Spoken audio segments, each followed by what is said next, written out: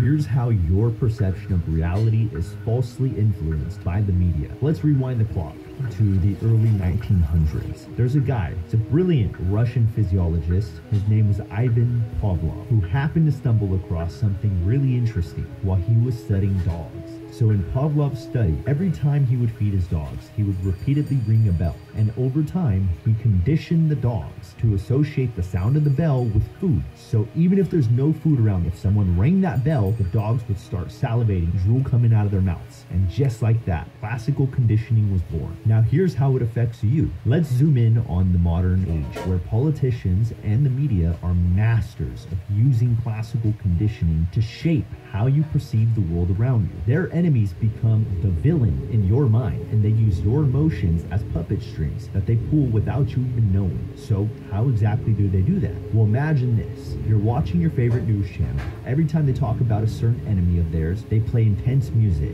They show dramatic visuals, and they use really strong language to paint this person as the big bad wolf. And that repetition over time will condition your brain to associate that person with danger and fear to make them your enemy as well. And just like Pavlov's dogs connected the bell with the food, it becomes automatic. And here's the real kicker.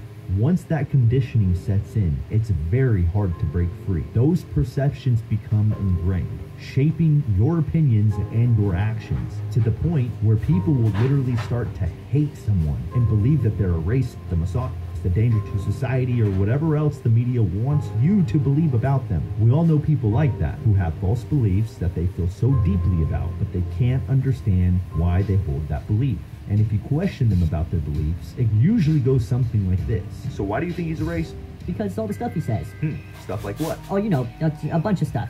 I've seen so many videos of him. Now you would think that if they've seen a bunch of videos, then it would be pretty easy to just pick a few examples, but they can't. Even though they feel so strongly about their belief, they have no idea why they even have that belief to begin with. That, ladies and gentlemen, is the power of classical conditioning, and it is extremely hard to break. The only way to break it is by awareness and by learning to question everything, even your own beliefs. Apply logical reasoning. Why do I have this belief? And if you don't have any logical facts backing up your beliefs, you might have been conditioned by someone else to hold that belief. Remember, you hold the remote control to your mind. Don't let anyone else press those buttons without your permission. If you like learning and understanding the world from a different perspective, make sure you follow me and interact with this video so that the algorithm brings you back to my content.